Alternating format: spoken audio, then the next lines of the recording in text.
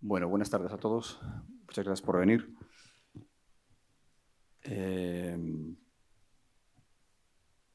José María Azquiaga, pues como sabréis o habréis podido leer en las notas que os hemos mandado, para los que no lo conozcáis, es doctor arquitecto y además es licenciado en Ciencias Políticas y Sociología.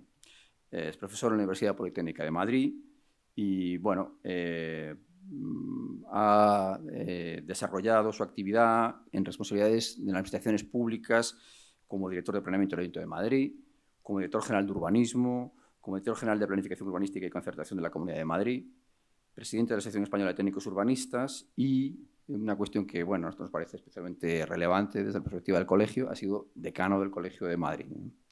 Pero además, en paralelo, ha desarrollado una actividad profesional desde su estudio, su oficina, ¿no? Azquiaga Arquitectura, Sociedad y Territorio, pues, en el que ha obtenido unos reconocimientos, pues, como el Premio Nacional de Urbanismo 2005, Premio Europeo de Urbanismo STP-CU 2012, bueno, una serie de reconocimientos que constituye un currículum impresionante, ¿no? Como yo no suelo presentar a los ponentes, pues, y hoy quien debería estar aquí, porque lo conoce bien y porque he trabajado además con él, es Luciano, el decano, que no podía porque está de viaje, que viene el consejo, pues yo le preguntaba a Luciano, oye, Luciano, si tú tuvieras que presentar a José María, ¿qué pondrías de manifiesto un poco de su currículum, ¿no?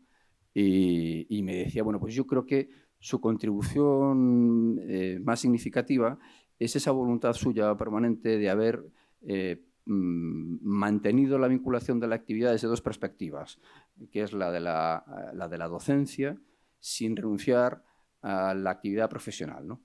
Y eso le da, pues, una visión y una frescura, pues, bueno, que hace especialmente importante su discurso, ¿no? Yo no sé si he expresado bien lo que le hubiera dicho, pero bueno, es como yo lo he interpretado. Pero el hecho de que esté yo aquí también para mí es un motivo de especial satisfacción porque, bueno, algunos lo sabéis, yo estudié en Coruña, ahora voy a bajar un poco a lo personal y perdonadme un poco el desliz porque no sé si es muy propio de estas historias, pero bueno. Yo acabé la carrera en Madrid y, claro, cuando me fui a Madrid, pues uno se espera que se va a encontrar con, pues, con el cielo, ¿no? Ahí está todo rodeado lleno de gente maravillosa, impresionante. Y es verdad que sí, que había gente muy buena, pero uno descubre que al final la realidad es como todo, ¿eh? Hay gente brillante, gente que no lo es tanto, pero sí que es cierto que en Madrid había gente que era muy brillante, o por lo menos esa fue mi percepción. Y entre esos descubrimientos que yo encontré en mi paso por la escuela, recuerdo de una manera especialmente singular las clases de José María, ¿no? Que eran de esas clases que a mí por lo menos me resultaban fascinantes, pero que además, viendo la asistencia y la respuesta de los compañeros en una asignatura que creo recordar que era bastante fácil de aprobar, sus aulas estaban siempre totalmente llenas de gente, con los ojos y los oídos abiertos, porque siempre nos traía aire fresco, ¿no? Entonces, bueno, dicho esto, pues una última apunte, y es que probablemente el ciclo de territorios que hemos montado, territorios análogos, parte o arranca a raíz precisamente de tener conocimiento de que José María estaba viniendo a Galicia al curso superior de urbanismo. Y bueno, me parecía o nos parecía una pena no aprovechar esa oportunidad para que, bueno, se produjeran reuniones como estas. Así que, bueno, para mí es un placer tenerlo aquí. Estoy muy satisfecho de que esté con nosotros y espero que para vosotros también lo sea. Muchísimas gracias por la amabilísima presentación y efectivamente, ¿no? Yo creo que al final, digamos, la mayor recompensa, ¿no?, de muchos años en el ámbito de la docencia, etcétera, es ver al final el elenco, el colectivo que somos, ¿no? Todos aquellos que en algún momento hemos coincidido en etapa tan crítica, ¿no?, de nuestras vidas, que es con la escuela, ¿no? Y lo importante que es cada experiencia, como muy bien reflejabas, ¿no? en ese sentido siempre he sentido esa vocación. Y claro, todo tiene un coste en la vida. Al final he intentado conjugar la investigación con la práctica profesional, porque creo que en planeamiento, en urbanismo, en arquitectura en general, porque yo soy de los que entiende que el urbanismo es parte de la arquitectura, con mayúsculas, la grande, ¿no? Y muchas veces he defendido el carácter no solo del proyecto urbano, sino incluso del urbanismo en términos generales, como parte integrante de la transformación del espacio, que es la materia prima de nuestro trabajo de arquitectos, ¿no? Pues tiene como corolario, igual que la medicina, ¿no? O la práctica profesional como el elemento verdaderamente importante de prueba, de puesta en carga de las ideas y de aprendizaje, ¿no? Hoy por hoy estos caminos tienden a divorciarse. Yo he tenido todavía la suerte de poder realizar una cierta carrera académica y una carrera como investigador y al mismo tiempo un ejercicio profesional, fundamentalmente a que me podía todavía acoger, los que somos de viejas generaciones, a la idea de tiempo parcial, estas cuestiones que con el tiempo se está perdiendo esta integración y será una tragedia para la arquitectura en la medida en que los profesores que ahora se van incorporando, seguro que aquí estáis alguno que sois profesores emergentes, todo conduce a que las acreditaciones, a que la carrera académica no esté estrictamente vinculada al trabajo profesional, ¿no? Sino a la investigación, que es muy importante, pero claro, en nuestro ámbito, sobre todo entiendo en el ámbito del proyecto arquitectónico y del proyecto urbanístico, la investigación es la práctica. Me imagino que en la cirugía cardiovascular pues será parecido, ¿eh? Y en la abogacía, en tribunales, pues será parecido. Se puede investigar el derecho comparado, pero al final la práctica de ser abogado, la práctica de enfrentarte a un procedimiento, ¿no? Y sobre todo en el ámbito de la justicia, sin ninguna duda es un ámbito específico, ¿no? Así que esto que voy a mostrar en realidad pone de unión las dos cualidades, un poco las dos intenciones, y agradezco mucho en fin, vuestra presencia y de verdad que esta convocatoria, que ha sido un poco apresurada, ¿no? Porque se trataba de aprovechar la ventaja, ¿no? De, bueno, quedarse a dormir en Santiago es siempre un lujo, ¿no? Y desde luego, pues a pesar de que la lluvia lo hace de Santiago más Santiago que nunca, ¿no? Lo cierto es que con mucho gusto estoy aquí con vosotros y espero que dé tiempo a contar algunas cosas y también a recoger reacciones, ¿no? Voy a tratar justamente este tema, los cambios de paradigma en la ordenación del territorio y el urbanismo a través de algunos casos concretos, ¿no? He publicado hace muy poco, bueno, me encargó el Ministerio la curaduría, o sea, la edición de un monográfico de Ciudad y Territorio, esta revista que edita el Ministerio desde su fundación hace 40 años prácticamente, por Fernando de Terán, que todavía vive y con una inteligencia pues tan brillante como el primer día. Hace poco presentó un libro en Madrid. Fernando Terán es maestro de maestros, yo creo que es tercera generación de maestros, ¿no? Pero con sus 90 y tantos años sigue muy lúcido. Él creó esta revista y pues para mí, los que hemos sido discípulos suyos en algún momento, pues bueno, de editar uno de los números y un monográfico sobre el planeamiento, pues era como un desafío y al mismo tiempo un privilegio, ¿no? Bueno, redactamos un número que invito a que descarguéis, porque es de libre, Ciudad y Territorio, Estudios Territoriales, es Ministerio ahora de Vivienda, donde está acogido en la web, ¿no? Y son gratuitos todos los ejemplares en PDF, ¿no? No hay ningún problema, ¿no? Pero desarrollé uno sobre la crisis del planeamiento, que es un poco el resumen de la charla que he facilitado al colegio. La crisis del planeamiento y las alternativas. Soy de los que creen que o la arquitectura y el urbanismo se renuevan o tenemos el riesgo de que pierdan podemos decir, su prestigio social, pero sobre todo su sentido y su contribución social, ¿no? En última instancia, la sociedad nos está sometiendo a examen constantemente, seamos conscientes o no, ¿no? Examen de nuestra utilidad, de nuestra contribución efectiva, ¿no? A la mejora de las condiciones reales de vida de la gente, ¿no? Y como en otras profesiones se producen procesos de desapego o procesos de adhesión y refuerzo, ¿no? Y los colegios de arquitectos en este punto tienen una obligación no solo de aglutinar a los arquitectos, sino también de defender ese aspecto, esa dimensión, y hacerlo de manera que sea conectando con la gente.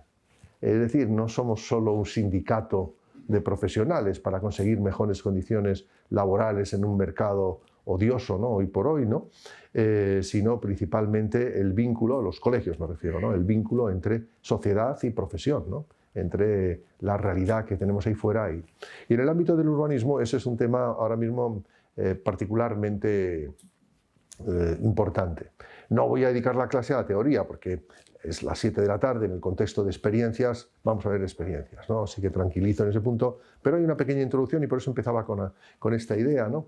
El urbanismo en los últimos tiempos se ha, por así decirlo, desbordado, ¿no?, de regulaciones y de complicaciones normativas que están dando lugar a un barroquismo jurídico, ¿no?, que tiende a hacer perder lo más importante, que es el para qué de los planes urbanísticos, ¿no? No soy de los que defiendan que como están previstos en la ley hay que hacer planes urbanísticos, no hay más remedio, pero se hacen, ¿no? No, ¿y por qué? ¿No? ¿Para qué? Sí recuerdo como profesor y como investigador por qué existen los planes urbanísticos y a qué respondieron en su momento, ¿no? Y qué contribución pretendían dar a la sociedad en su momento, ¿no? Y ahora cuál. Y este es un poco el punto que está en crisis. Creo que hay que renovar el planeamiento. Eso necesitará una renovación legislativa muy profunda, radical, revolucionaria, en un sentido de refundar el derecho urbanístico español, pues más de 50 años después de la Ley del Suelo de 1956, de la cual seguimos viviendo, ¿no?, que estaba, por otra parte, en la tradición un poco de la legislación de los ensanches, ¿no?, la gloriosa experiencia española del siglo XIX, ¿no?, donde se plantearon experiencias tan interesantes en tantísimas ciudades, ¿no?, de crecimientos ordenados, de una idea de urbanidad renovada, ¿no?, pero no suficiente para la situación actual. Esta especie de provocación, ¿no?, de las leyes inútiles, ¿no?, al final terminan siendo un obstáculo, ¿no?, para las leyes necesarias, viene a plantear que las regulaciones estériles e inútiles no solo son estériles, son un obstáculo, incluso un obstáculo epistemológico, es decir, impiden pensar. E impiden pensar para qué queremos los planes. ¿Para qué queremos los planes? Por eso todo este ciclo lo he titulado en términos generales la ciudad que queremos, ¿no?, porque la clave es para qué queremos el planeamiento, es decir, primero qué ciudad queremos. Si no lo tenemos claro, realmente el planeamiento sirve de muy poco. Ordenar, ¿pero qué? Si ya digo desde ahora que si el planeamiento es sencillamente la regulación del derecho de propiedad para lograr una cierta estabilidad y orden, a mí no me motiva suficiente como para dedicar a ello lo que me quede de vida profesional, ¿no? Me parece bien que lo organice el mercado, eso mismo, ¿no? Si el planeamiento es defender o ordenar y defender los bienes públicos en un contexto en el cual, si no hay una cierta preeminencia del interés general, estos bienes públicos van a quedar postergados, y bienes públicos no son cosas abstractas, son desde el aire que respiramos hasta las zonas verdes que disfrutamos, los equipamientos que necesitamos y en general el entorno urbano amable que precisamos justamente como parte de nuestra salud física y mental, ¿no?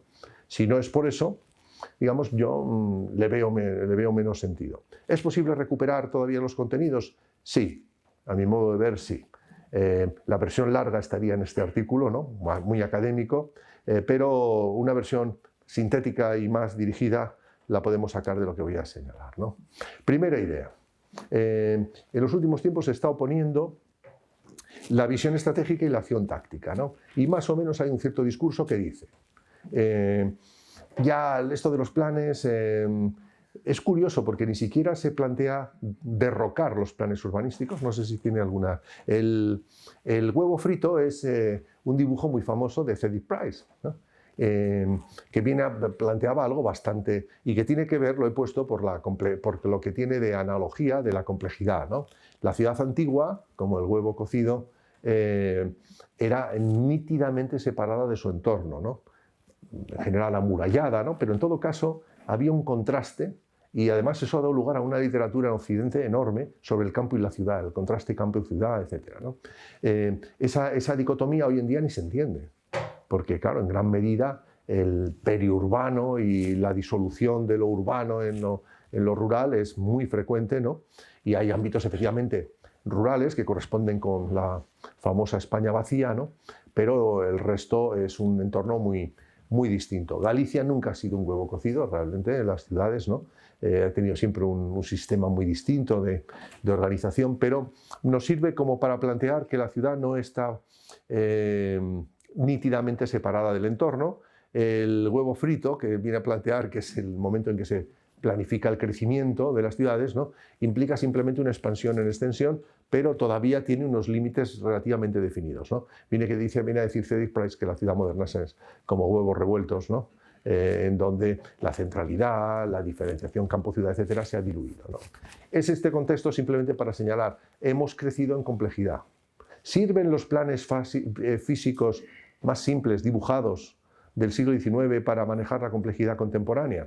En algunas escalas, sí. Es decir, ¿el proyecto urbano sigue sirviendo? Sí, sí, sí. Es importantísimo porque como seres humanos vivimos en la dimensión arquitectónica de la realidad, no en la visión conceptual, ¿no? Es en la visión última. Este auditorio nos funciona bien si tiene buena acústica, si tiene buena climatización, si tiene condiciones...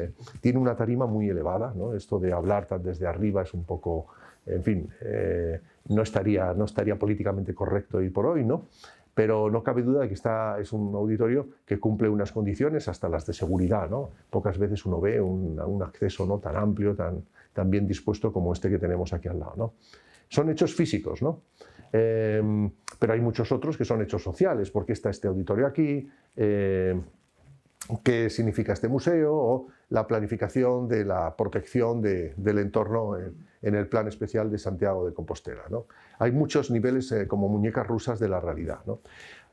En ese contexto, creo que el urbanismo convencional, que se centraba solo en la regulación del suelo y la zonificación, es es insuficiente para los desafíos contemporáneos, ¿no? Y ahora diré una lista para visualizar esto de algunos de esos desafíos, ¿no?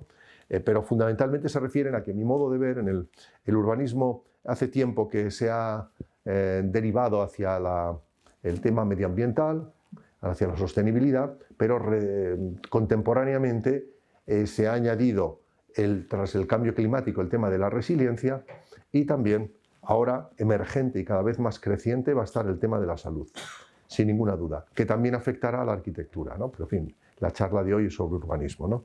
Sin ninguna duda van a ser evaluados nuestras obras en futuro, en qué medida contribuyen a la salud física y mental de la gente o no, ¿no? No es muy inmediato. En términos generales, luego lo comentaré, hay aspectos de nuestra manera de construir las ciudades que sin ninguna duda interfieren en la salud. No son elementos de proyecto singular o de proyecto concreto, ¿no?, sino más bien de enfoques del urbanismo. Por ejemplo, el urbanismo sustentado desde los años 50 sobre el automóvil está asociado a un modo de vida sedentario y, por tanto, es una de las principales amenazas, ¿no?, en el tema de la incidencia cada vez más seria de las enfermedades cardiovasculares, por ejemplo, o la obesidad, otra serie de males que podríamos llamar de estilo de vida. ¿El urbanismo es el único culpable? Pues claro que no. Nadie piensa eso. ¿Hay alguna contribución desde la planificación, desde la visión urbanística, para compensar estas tendencias? Sí. Luego pondré una imagen de Jangel que lo muestra. Pero sobre todo aquí lo que vengo a plantear es que seguramente hay que trabajar en una visión dialéctica entre lo estratégico y lo táctico, ¿no? En los últimos tiempos casi ha habido una especie de guerra generacional, ¿no?, entre aquellos que apoyaban todavía la pervivencia de visiones globales, ¿no?, grandes proyectos en la arquitectura, en el urbanismo, etc., pero sobre todo visiones más de conjunto, y la inmediatez de la visión táctica, ¿no?, muy asociado a las nuevas generaciones, ¿no? Y se ha llegado a plantear que el urbanismo general es burocrático, el urbanismo táctico es operativo, es mucho más real, etc. No me habléis de anillos verdes, mejor huertos urbanos, ¿no?, inmediatos, donde podamos desde ya realizar experiencias de transformación, ¿no? Bueno, ¿cuáles son, digamos, ese punto de complejidad que queremos ser? Voy a utilizar una metáfora muy sencilla, pero operativa, ¿no? Aquí tenemos en la izquierda es una célula dibujada por Ramón y Cajal, ¿no? La derecha es una célula real, la misma célula, la misma neurona, ¿no?, fotografiada con el microscopio electrónico, ¿no? ¿Cuál es más verdadera, ¿no? El dibujo de Ramón y Cajal es un proyecto en realidad, ¿eh? Está interpretando y analizando cómo funciona lo que estamos viendo aquí como una nebulosa. Esto es mucho más la imagen del funcionamiento eléctrico real de la neurona, ¿no? El dibujo de Ramón y Cajal es realmente una interpretación El urbanismo se mueve en este ámbito y la realidad en este otro, ¿no? Si el urbanismo se diluye en la realidad, no lo podrá manejar, ¿no? La medicina y la ciencia siempre funcionan sobre la base de modelos que simplifican, pero inciden sobre la clave de la realidad que lo permite actuar, ¿no? ¿Y cuáles son esas claves de la realidad? Ahí es donde está. Pero voy a empezar planteando muy brevemente 4 ideas que no voy a poner diapositivas específicas para no alargarme mucho, importantes sobre ese punto. En primer lugar, el plan urbanístico es complejo. Creer que es por ejemplo, creer que los planes urbanísticos, sobre todo los planes generales, son las estrategias de crecimiento de la ciudad, es una respuesta pobre. No es así, no tiene por qué. Si no se crece, no hay que hacer planes urbanísticos. Es una tontería. Es decir, muy probablemente haya que hacer planes y más que de la otra manera, ¿no? El crecimiento es una dimensión de la transformación. Por suerte, las leyes que tenemos actualmente están hechas con inteligencia. No suele ser frecuente, pero señalan que en realidad, en la realidad física que tenemos ahí fuera, no hay más que 2 circunstancias. Hay suelos urbanos, suelos ya construidos y suelos rústicos, todavía no transformados, ¿no? Y el proceso de transformación de uno en otro, del rústico en urbano, es el proceso de transformación. Pero el proceso de transformación también puede afectar al urbano de una categoría o de una determinada funcionalidad a urbano de otra distinta.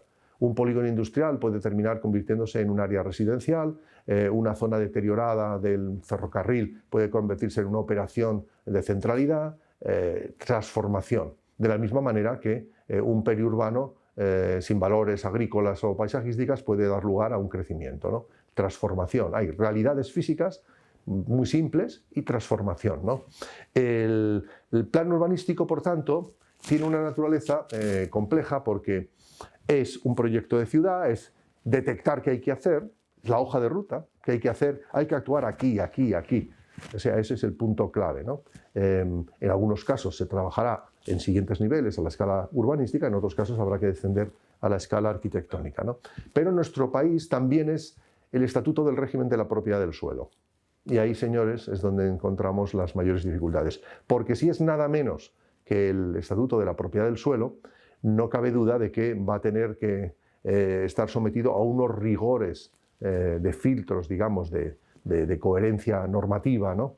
Y de prudencia enormes, y a una tutela judicial constante, etcétera, etcétera, ¿no? Además de eso, el plan urbanístico es un proyecto. Es un proyecto. Ese proyecto es toda transformación de lo que no existe, ¿no? En fin, como sabemos, la diferencia entre la imagen o la celdilla, ¿no?, que tiene la abeja en su ADN para capaz de reproducir una y otra vez esos hexágonos perfectos, etcétera, no se parece mucho al proyecto del arquitecto, porque el arquitecto tiene antes la imagen mental completa de lo que debe hacerse, ¿no?, antes que la propia realidad física construida. Están separadas. Proyecto, en el sentido técnico de la expresión, idea de ciudad, y al mismo tiempo regulación de la propiedad. Muchas alforjas, ¿no?, para la misma cabalgadura, ¿no?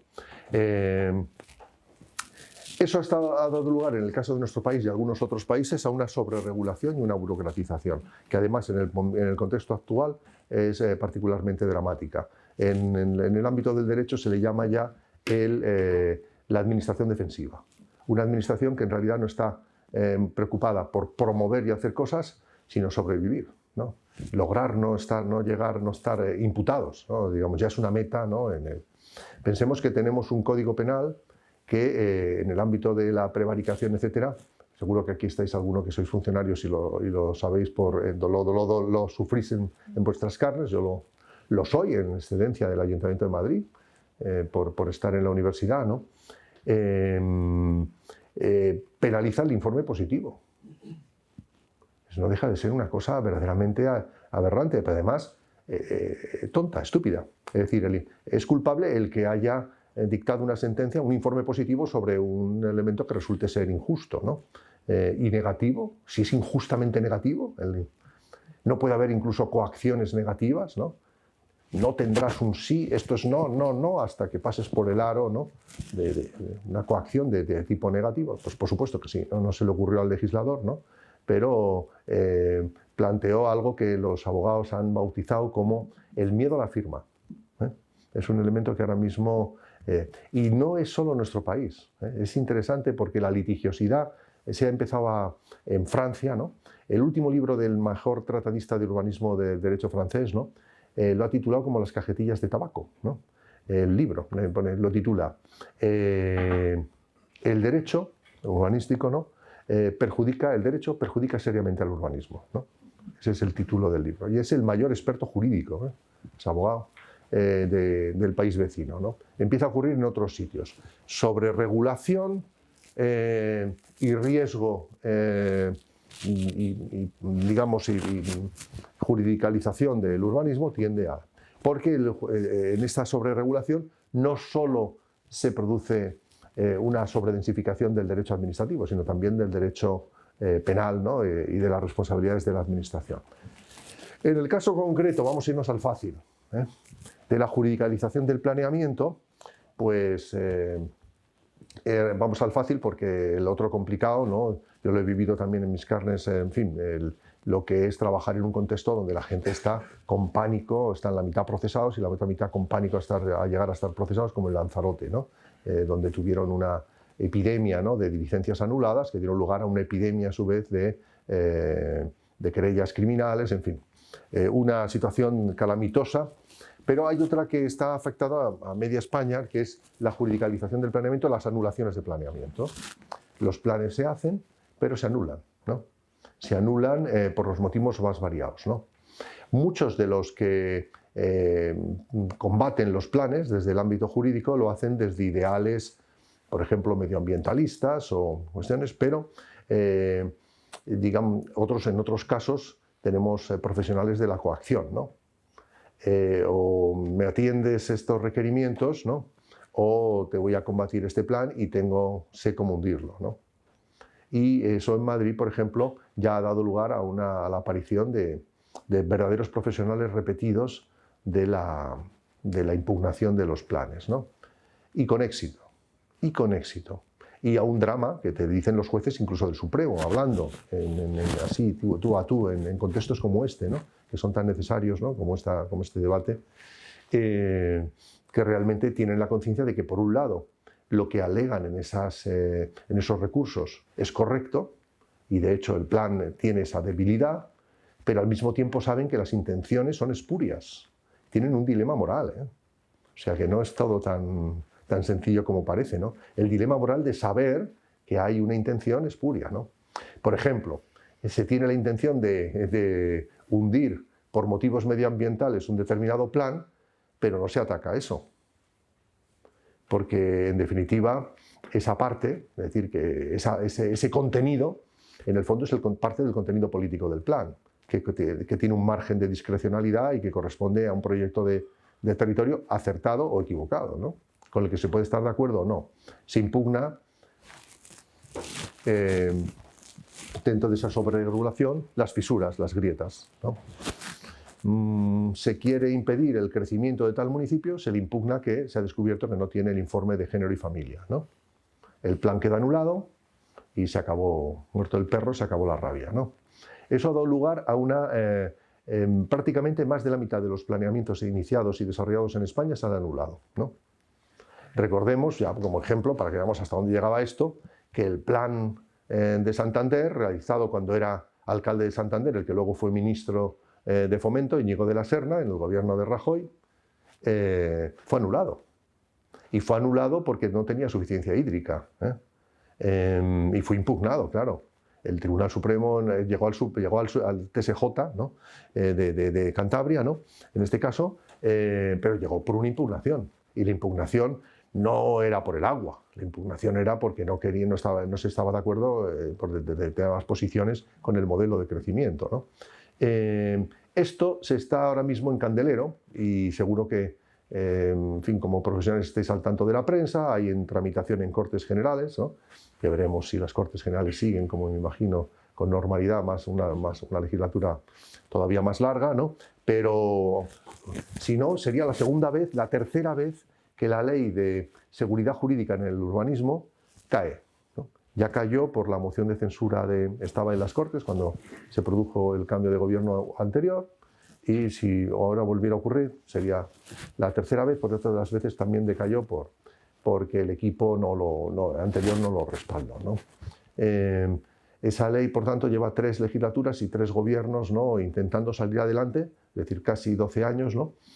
Para salir al paso de las anulaciones de planeamiento. ¿Qué han respondido los alcaldes y en general la sociedad, que es expresiva? O sea que el planeamiento ahora, después del esfuerzo que significa hacer un plan, de los recursos que hay que aplicar, de las negociaciones que hay que desarrollar, ¿no? Tiene la vulnerabilidad de que en un cierto momento llega un tercero, impugna, se anula y se acabó todo y se vuelve a la casilla número 1, ¿no? Pues no hago planes. Al fin de cuentas, no tienen obligación. No se están cumpliendo ninguna de las leyes que obligan a renovar el planeamiento. Para que os hagáis idea, este ejercicio no lo he hecho en Galicia y debiera quizá haberlo realizado antes de venir acá, pero Madrid me lo sé de memoria, ¿no? Porque la ley del suelo vigente es de 2011, se ha modificado un montón de veces, pero es de 2001. Es decir, desarrollaba la ley del suelo estatal de 1998, que es la famosa ley Aznar, la del todo urbanizable, ¿no? Bien, debemos decir, bueno, pues esa ley es la que estará detrás del crecimiento expansivo de Madrid. Pues desilusiono a los que piensan que hay ecuaciones así como lógicas, ¿no? La ley estatal, la de Madrid está en la misma filosofía y luego los planes se hacen y todo era expansivo. Pues no, porque no se han actualizado respecto a la ley ningún plan, ni empezando por el de la capital, que es del 97, antes de la ley del 98 y antes de... Y sin embargo era un plan expansivo, muy en la filosofía de la ley del 98. Pero no porque siguiera la ley, sino porque era parte del clima de la época, ¿no? Los años finales de los 90, se estaba planteando bien cómo combatir la escasez o la carestía de la vivienda, planteando un incremento de la oferta, pero claro, con la falacia de que un incremento de la oferta en el papel era un incremento de la oferta en la realidad. No tiene nada que ver, el papel es papel, ¿no? Los planes son planes. Ahora se está desarrollando el crecimiento previsto en el 97. ¿Qué significaba eso? Que había hecho bien las cuentas, solo que tenía que haber desplazado 20 años, ¿no? El momento en que era necesario que entrara en carga el punto este, ¿no? Entonces tenemos la juridicación del planeamiento, es un tema. ¿Es posible la flexibilidad sin incertidumbre? No del todo. Es decir, muchas veces se dice queremos un planeamiento mucho más flexible, pero un planeamiento más flexible tiene también incertidumbre, es decir, no tiene el nivel de certeza, y un planeamiento finalmente estratégico se centra en lo importante y fundamentalmente tendería a desplazar el tema accesorio, que es el tema de la regulación del derecho de propiedad. Al hacer el plan de Santiago de Compostela no sería tan importante ver que se equiparen los aprovechamientos de los propietarios, eso sería en la fase ejecutiva de cada uno de los planes que desarrollan detalle. A nivel del planeamiento municipal sería mucho más importante detectar qué hay que hacer en Santiago, ¿no? Cuáles son los puntos necesarios, ¿no? Y eso necesita mucha más inteligencia. Es como en medicina, ¿no? No se concibe que aún le pongan a un cirujano, ¿no? un cuerpo humano ahí delante y se ponga a hurgar, ¿no? Para ver qué pasa, ¿no? O sea, lo primero que se necesita es un diagnóstico de dónde y cómo actuar. Y debe ser solo en lo importante, en lo que se va a poder hacer. ¿Vale la pena trabajar a 30 años? Claro que sí, pero sobre la base de escenarios la clave de la planificación es justamente decidir qué es lo que hay que hacer mañana y pasado mañana y después. Es el tiempo y las prioridades, ¿no? Y los planes que tenemos ahora mismo siguen en el mismo fallo del año 56. Son fotos del futuro, deseos, planos de imagen final que tanto nos encantan a los arquitectos, ¿no? Preciosos, cada vez mejor dibujados. Los de Santiago del viejo plan especial eran maravillosos, ¿no? Realmente, eran obras de arte en sí mismas, ¿no? Pero es muy difícil que en esos dibujos esté la variable tiempo. De la misma manera que en arquitectura es un desafío el tema de la flexibilidad, cómo adaptar las distribuciones de vivienda al cambio de familia y a los cambios de modo. Es un desafío muy difícil, no es nada fácil, no son paneles, tabiques que que se muevan, es empezar a pensar funciones y manera de reorganizar la vivienda de una manera más flexible en sí misma, ¿no? Con usos más ambiguos que permiten reinterpretaciones a lo largo del tiempo, es más complicado. Por suerte también, porque eso nos hace necesarios a los arquitectos, ¿no? La complicación es donde nos podemos lucir, ¿no? Por tanto, se necesitará flexibilidad. Esa flexibilidad, ojo, es lo contrario de la certeza, ¿no? Ahora mismo, cuando se hizo la ley del suelo en el 56, se acusó de ser una especie de socialización del suelo encubierta, ¿no? Se acusaba a los falangistas de que en el fondo eran un poco filocomunistas, ¿no? Y que habían intentado, mediante la ley del suelo y los planes, poco menos que expropiar, entre comillas, ¿no? A los propietarios de su libertad de hacer lo que les diera la gana, donde les diera la gana, ¿no? Y de hecho, cuando uno lee la exposición de motivos de la ley, de esta vieja ley, que reproduzco en este artículo algunos párrafos, dice que lo ideal sería expropiar el suelo entero del país, ¿no? Pero que como esto es muy caro, pues que realmente pues nos tendríamos que conformar durante una cierta etapa por un sistema que permitiera conseguir los mismos beneficios sin los costes asociados a nacionalizar, ¿no? Principalmente económicos, ¿no? ¿Y cuál es? Pues sometiendo la propiedad del suelo al arbitrio de lo que establezca el plan. El marco en el cual se desenvuelve la propiedad del suelo es el del plan, que es un tema que luego encajó de miedo en la Constitución española, que como establece la función social de la propiedad no es un derecho absoluto, está siempre en un marco de la ley, y en el caso de este, la ley es el plan, y como el plan es ley, pues como tenga un defecto como tal, se derrumba entero, ¿no? Y eso es parte del problema que tenemos ahora. Nuestros planes son poderosos, pero con mandíbula de cristal, ¿no?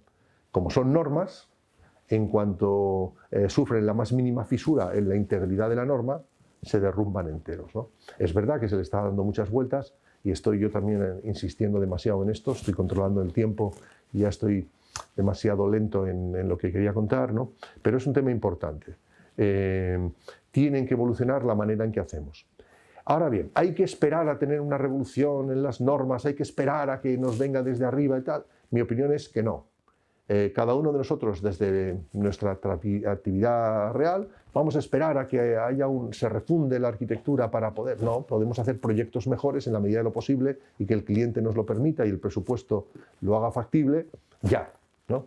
Y en el ámbito del planeamiento, igualmente, se pueden hacer planes que recojan ya estas intenciones, sin ninguna duda. Vamos a tener dificultades porque, como siguen siendo instrumentos de regulación del derecho de propiedad, van a tener siempre ese filtro normativo, por así decir, ¿no? Y van a tener siempre ese sometimiento a la sobreregulación, ese sometimiento a la juridicalización, ¿no? Pero está cambiando la mentalidad. En los últimos tiempos me ha tocado muchísimos cursos con magistrados del Tribunal Supremo y debates de este estilo, y tienen ya clara la conciencia de que hoy por hoy está funcionando como un instrumento perturbador. Es decir, que la función social el Tribunal Supremo es perturbador en este punto, y los CSJ, de la función social del urbanismo, ¿no? Que no es una regulación perfecta del derecho de la propiedad, sino clarificar los objetivos que una sociedad tiene en el espacio en un momento determinado de la historia. Y si no se tienen, es decir, si se está siempre eternamente redactando el plan, nunca son operativos y, sobre todo, nunca se contrastarán con la sociedad. Y si no hay plan, todavía peor, porque la sociedad no tiene ninguna voz ni ninguna posibilidad de conocer el futuro e influir en el futuro de su medio ambiente. Pensad en esto, que sería un último argumento a favor del planeamiento. El único instrumento que tiene un ciudadano común, nosotros somos profesionales, estamos ya en una élite de especialidad, pero el único instrumento que tiene un ciudadano común para aproximarse a influir, o al menos siquiera conocer el futuro de su entorno, es el planeamiento. No tiene otro. No tiene otro. Porque en el planeamiento hay ya una carta al futuro, ¿no? En donde se plantean prioridades, donde se plantean... se puede cambiar y mejorar. No es contradictorio con la visión táctica tampoco, porque en última instancia, mientras se tiene una visión del cuadro global, del futuro de la ciudad, se puede actuar sin ninguna duda, que nada excluye trabajar sobre ámbitos operativos inmediatos, pero el planeamiento tiene esa otra dimensión, ¿no? Yo creo que era Juan Busquets, este profesor de Barcelona, ¿no?, el que decía que al menos en Europa el planeamiento debería estar en la Carta Europea de Derechos Humanos, ¿no?, como un derecho más. Tenemos el derecho a la salud, el derecho a tal y el derecho a que el gobierno de nuestro medio ambiente no sea el azar o el mercado, sino que esté sometido a la voluntad general que se expresa normalmente a través de los planes. Ahora bien, eso no significa que tengan que ser planes organizados solamente como reguladores de la propiedad, pueden ser mucho más estratégicos. Y los ejemplos que voy a poner son de planes que tienen esa cualidad y que están hechos con las leyes actuales y han costado, ¿no? Y algunos siguen costando sacar adelante, pero que tienen esa capacidad. ¿Cuáles son los puntos, digamos, de la agenda de objetivos para la transición urbana, ¿no? En primer lugar, llamamos agendas porque estamos en un momento muy fértil de grandes documentos internacionales y españoles incluso, que marcan la pauta, son como las partituras de por dónde debe sonar la música del urbanismo en el futuro. Además, se está acelerando el proceso. Pensad que en el año 92, cuando se establece por Naciones Unidas la Agenda 21, es cuando se consagra el concepto de sostenibilidad. Algunos, los más veteranos, todavía quizás recordéis cuando empezó a sonar la palabra sostenibilidad, ¿no? Pero imaginemos que ya nos hemos olvidado, llevamos tanto tiempo escuchándolo que creemos que existió siempre. No, lo hemos visto nacer en mi generación, ¿no? Y los más jóvenes aquí presentes probablemente ya os habéis encontrado casi en la escuela con que ya todo era sostenible, todo tenía que ser sostenible, pero por ejemplo pensad en otro concepto más reciente, en resiliencia. Cuando yo era alumno en la escuela, la resiliencia solo se explicaba en física de los materiales, en construcción, ¿no? La resiliencia ahora entendida como adaptación al cambio climático y respuesta inteligente, ¿no?, a los cambios en general, no solo de cambio climático, sino de otros muchos aspectos, y a los riesgos, es un concepto de hace muy pocos años. Reciclaje urbano. Cuando hicimos el plan del Centro de Madrid, utilizamos la idea de un urbanismo de transformación y reciclaje. Yo siempre vi claro que el reciclaje urbano es lo que luego también a veces se ha llamado regeneración urbana o economía circular, tiene que ver esa expresión, otra manera de llamarlo, ¿no? Pero en aquel momento tuvo que ser en América Latina, que hablando del urbanismo de transformación y reciclaje, me llamaron la atención de decir, ¿y por qué usted le da tanta importancia a la gestión de las basuras, ¿no? Reciclaje se entendía restrictivamente como gestión de residuos, ¿no? No como reciclaje, y reciclaje ahora mismo hablamos de ello hasta en clave cultural, como reciclaje del pensamiento, etcétera, etcétera, ¿no? Estamos viendo conceptos constantes. Desde la Agenda Habitat del 96, que fue en Estambul, a la nueva Agenda Urbana 20 años después en Quito, de Naciones Unidas, en Habitat 3, ¿no?, se ha generado documentos como el marco de planeamiento de la Estrategia Territorial Europea, que es el documento que inspiró el plan de Menorca que hicimos en los principios 2000, ¿no? Estaba recién aprobada, habíamos colaborado con la Unión Europea algo en la gestación de este documento y era decir, vamos a aprobarlo, ¿no? Estábamos haciendo eso que digo antes de la investigación y vamos a aprobarlo en Menorca, ¿no? Vamos a aprobarlo. Obviamente no porque fuéramos iluminados, sino porque la sociedad menorquina quería un planeamiento, un corte respecto al planeamiento que se estaba haciendo hasta entonces, ¿no? Y después hemos tenido la Agenda Urbana de Naciones Unidas, la europea y la española en 2019, 16, 17 y 19, ¿no? Prácticamente muy seguidas estos documentos. La Agenda Urbana de Naciones Unidas, durante la etapa que fue director de ONU Habitat, esta agencia muy importante de Naciones Unidas, sobre todo en el tercer mundo, Joan Clos, que fue alcalde de Barcelona, como seguramente recordáis, ¿no? Dio un bucle hacia el urbanismo, hacia el planeamiento, muy importante. Vino a decir que había que tener leyes del suelo, tenemos nosotros, que sometan la propiedad, digamos, que sometan la acción, la intervención privada al interés general, sentido común, pero digamos que lo tenemos nosotros, que privilegien el espacio público y las dotaciones, lo tenemos, ¿no? Y que fundamentalmente potencien la capacidad activa de los ayuntamientos. Eso lo tenemos nosotros a medias, porque los ayuntamientos son la parte pobre de nuestro sistema de administración. Comunidades autónomas, Estado central, los ayuntamientos son el eslabón más débil, ¿no? Y digamos, este es el contexto en el que estamos moviéndonos ahora. Por fin hay un consenso internacional muy importante. Para que veamos cómo cambia la cosa, En los objetivos del milenio, en el año 2000, que se hicieron con tanta laraca, recordemos cuando se iban a petar todos los ordenadores del mundo y se iba a producir poco menos que una hecatombe, ¿no? Un milenarista, ¿no?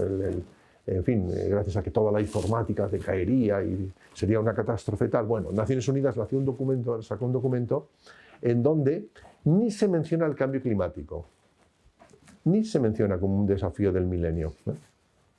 Año 2000, tampoco las ciudades, ni se mencionan, ¿no?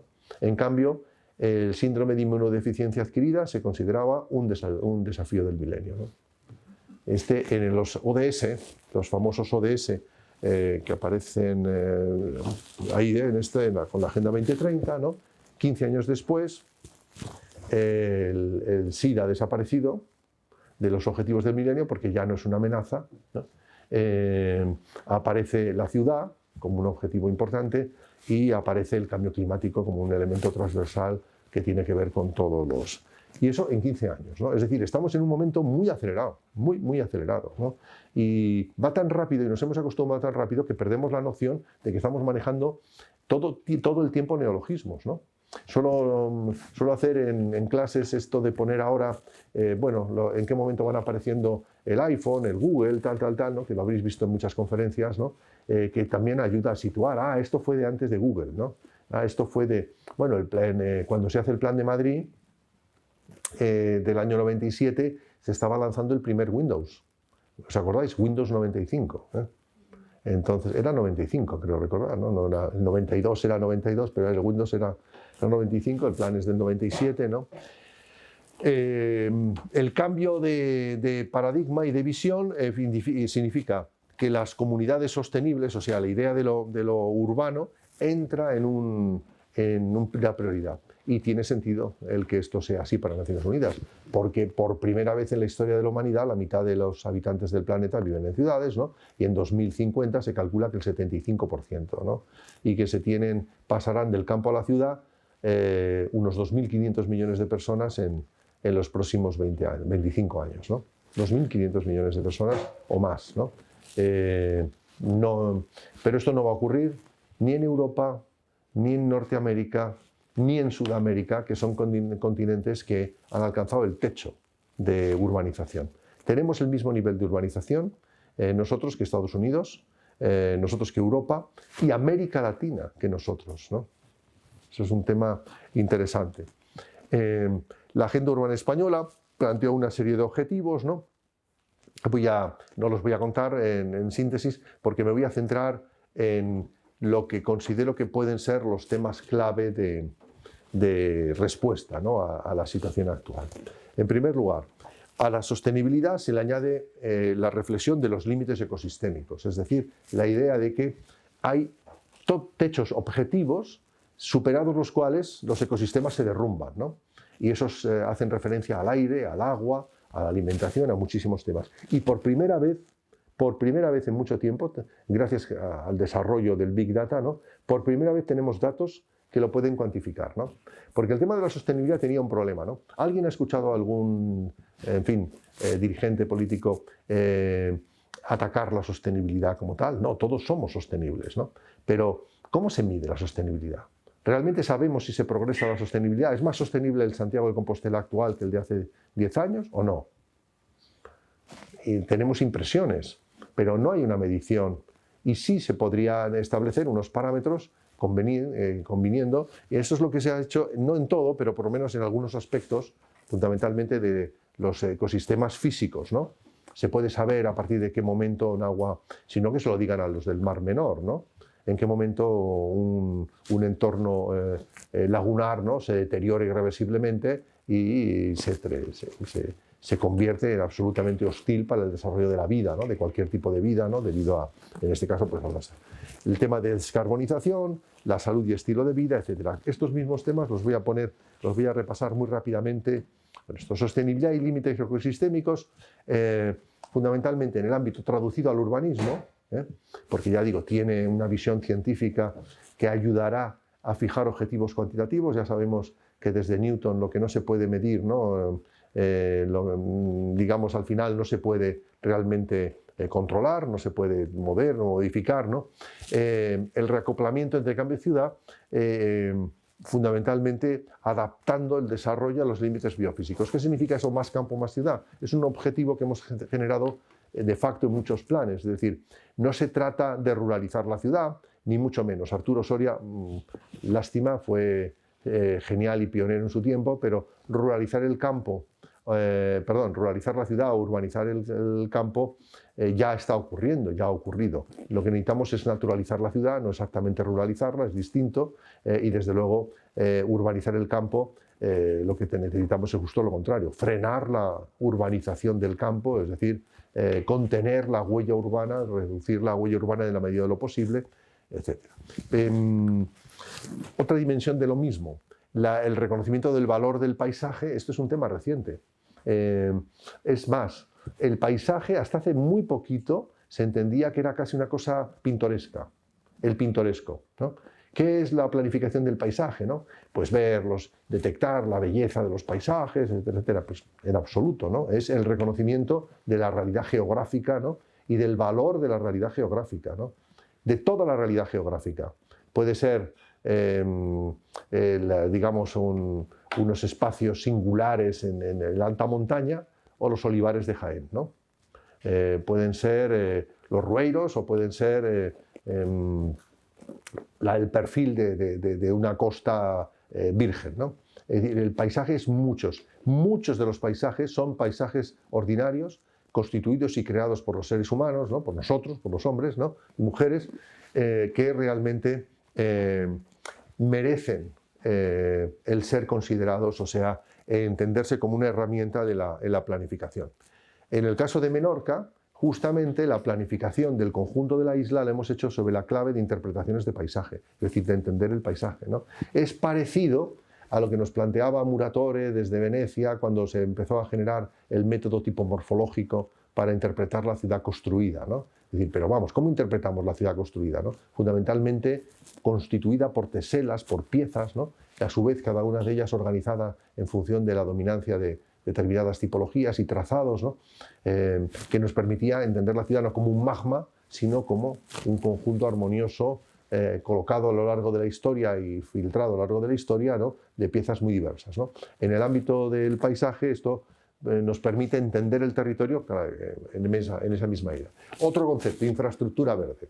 ¿Desde cuándo hablamos de infraestructura verde? Poquísimo.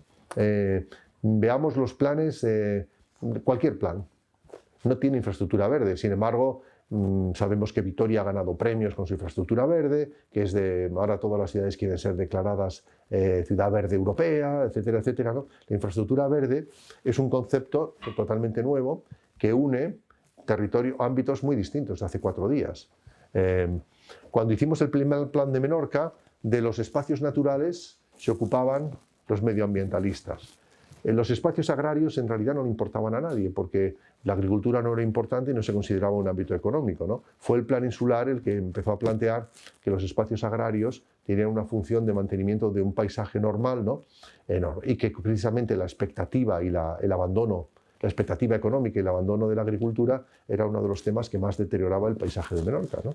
En la realidad, ahora en la infraestructura verde sintetizamos la idea de que hay toda una infraestructura de lo no construido, ¿no? Muy compleja, que incluye espacios naturales, el sistema hidrológico, pero incluye también los espacios en cultivo, ¿no? Etcétera, etcétera, ¿no? El tema de la descarbonización y cambio climático no voy a insistir mucho más, ¿no? Porque, digamos, luego veremos el tema de la resiliencia. Lo que sí es cierto es que desde el planeamiento podríamos hacer bastante si llegamos a poder reconducir el tema de las energías, ¿no? La única manera de alcanzar un cierto peso de las energías limpias es hacer campos solares de cientos, miles de hectáreas, ¿o no, no? ¿Quién me estaba diciendo el otro día que tenían encima de la mesa en la comunidad autónoma peticiones de 1.600 hectáreas de un solo campo solar, ¿no? 1.600 hectáreas, ¿no? Es realmente en Murcia, precisamente era el tema, ¿no? Es decir, las unidades de negocio, ¿no? No son 50 hectáreas, no son 100 hectáreas, son 1.800 hectáreas. Es una escala mucho mayor que el municipio del propio Santiago, ¿no? Es que por ahí andará, ¿no? Me imagino, de superficie. La autosuficiencia conectada, por ejemplo, implicaría que el planeamiento podría favorecer una localización descentralizada de las energías, ¿no? Puede ayudar a eso. ¿Es la única herramienta? No. ¿Pero puede ayudar? Sí. Por ejemplo, una cosa tan tonta como los techos solares industriales, ¿no? En un momento en que se están haciendo naves, el estándar de las nuevas naves logísticas es de 10 hectáreas para arriba, de nave, ¿no? No sé si alguno como arquitecto ha tenido ocasión de construir eso, pero debe ser una aventura hacer un edificio de 10 hectáreas, ¿no? Es 10 manzanas de Cerdá, ¿no? Nada menos, ¿no? Es fuerte, ¿no? Puede ayudar en ese sentido, la resiliencia, ¿no? El tema de que el cambio climático es ya una realidad con la que convivir, ¿no? Y efectivamente tenemos que seguir trabajando en los temas de control de emisiones, descarbonización, ¿no? Que en parte puede contribuir el urbanismo, y ahora diré cómo, ¿no? Pero al mismo tiempo necesariamente adaptarse. Este tipo de situaciones son evitables desde la planificación. Ahora bien, existen ya, son evitables y primero se inventarían, ¿no? Y entiendo que, por ejemplo, en Colombia debiera haberse planteado desde hace tiempo ya un inventario de las áreas en riesgo, ¿no? Sencillamente para una cautela de los habitantes, ¿no? Para tener alarmas tempranas, como señalan allá, ¿no? En caso de lluvia, porque una y otra vez, no es un hecho casual, no es un hecho extraordinario, una y otra vez, cada vez que hay lluvias torrenciales en tal sitio o tal otro, se produce esto mismo que estamos viendo aquí, siempre con decenas, cuando no cientos de muertos, ¿no? Entre el fango, ¿no? El tema de la salud, ¿no? El tema de la salud, no he puesto aquí un gráfico muy interesante de Jangel, ¿no? Bueno, simplemente, ¿no? La relación de cuántas patologías están relacionadas directamente con el estilo de vida, ¿no? El urbanismo no es el estilo de vida, pero recordemos que Jack Welch, este sociólogo americano, justo tituló un artículo en los años 20 del siglo pasado, el urbanismo como modo de vida, ¿no? Urbanism as a way of life, ¿no? Que venía a plantear que era la nueva manera de estar en el mundo, era vivir en ciudades, ¿no? Y claro que acertó, absolutamente acertó, ¿no? El sedentarismo asociado a nuestro estilo de trabajo, pero asociado también a la dependencia del automóvil o de los medios mecánicos de transporte en términos generales, ¿no? Es una de las causas fundamentalmente de dos de las cuestiones, obesidad y enfermedades cardiovasculares, que a su vez tienen una relación. Para obesidad tiene también relación con el tema de la alimentación rápida, de la alimentación ultraprocesada, ¿no? Las enfermedades respiratorias guardan directa relación con la calidad del aire, la incidencia de las, en fin, cualquiera que tiene niños pequeños lo sabe, de las alergias en los críos es como nunca había ocurrido en la historia reciente. Imagino que en Santiago y en Coruña pues, será menos violento que en Madrid, pero en Madrid es generalizado, es una epidemia, ¿no? Contemporánea, ¿no? Ni menciono los temas vinculados directamente al tráfico, etcétera, etcétera, ¿no? Pero sí un tema nuevo, ¿no? La legislación española obliga a los planes generales, se encajó hace poco, a evaluar el tema de los golpes térmicos, o sea, de la isla de calor, o sea, a plantear medidas en los planes urbanísticos que atenúen esto, ¿no? Cosas que veníamos defendiendo desde hacía tiempo, como por ejemplo los suelos permeables, ¿no? Ahora tienen un valor objetivo, ¿no? Ya no son cuestiones románticas, ¿no? Yo he defendido toda mi vida los suelos permeables para que hubiera vegetación de gran porte, sobre todo en los espacios privados. Es decir, hubiera árboles grandes en los espacios privados también, ¿no? Y me ha tocado pelearme muchísimas veces con colegas, con compañeros, ¿no? Que decían, hombre, pero esto es una faena lo que nos estás haciendo, porque justo aquí debajo es donde se puede hacer un aparcamiento estupendo, ¿no? Con una estructura mucho más limpita, con unos costes menores, etcétera, etcétera, ¿no? Total, el único coste es que no haya árboles arriba, ¿no? Es decir, que el espacio público pues tenga un espacio, el espacio privado, ¿no? Es decir, no hacer los garajes debajo de lo construido, ¿no? Ahora, en el caso de Madrid, es un triunfo póstumo, ¿no? Ahora es obligatorio dejar los espacios permeables sí o sí, sí o sí, ¿no? Y esto pues no se ha hecho desde un grupo ecologista radical, que, en fin, iluminado, no, no, no. Esto es la doctrina oficial del Ayuntamiento de Madrid, que es un ayuntamiento relativamente muy prudente y conservador en casi todas sus medidas, ¿no? Porque entiende que es ya obligado, ¿no? Es decir, el tema de la isla de calor ha puesto las pilas a todo el mundo respecto a entender que o se vegetan las ciudades, ¿no? Claro, en Galicia esto se entiende de manera distinta, ¿no? Pero digamos, cementar, ¿no?, el conjunto de las ciudades, ¿no?, que ese suelo no respire, ¿no?, en un ámbito como el Galicia, yo lo vería todavía más dramático, ¿no? El suelo es como que pide respirar, exige, ¿no?, digamos, salir a la superficie, ¿no? Y luego está el tema final de las enfermedades mentales, que guardan también relación con el urbanismo. No es fundamentalmente el tema del COVID puso de manifiesto que la privación de los espacios de sociabilidad espontánea disparó las enfermedades, digamos, mentales, pero ha quedado una resaca horrible, que, en fin, no es el momento tampoco de insistir mucho en ello, pero fundamentalmente es el tema de la epidemia en adolescentes, ¿no? De epidemia de enfermedades, de trastornos en los niños, en adolescentes y preadolescentes, ¿no?, asociados al aislamiento, el tema de las redes, pero en fin, todos los temas. ¿Se puede hacer algo desde el urbanismo respecto a esto? Pues no son recetas directivas, no soy un psicólogo conductista que cree que se modifican las condiciones y automáticamente la conducta de cada uno de nosotros se transforma, se cambia, ¿no? No es así.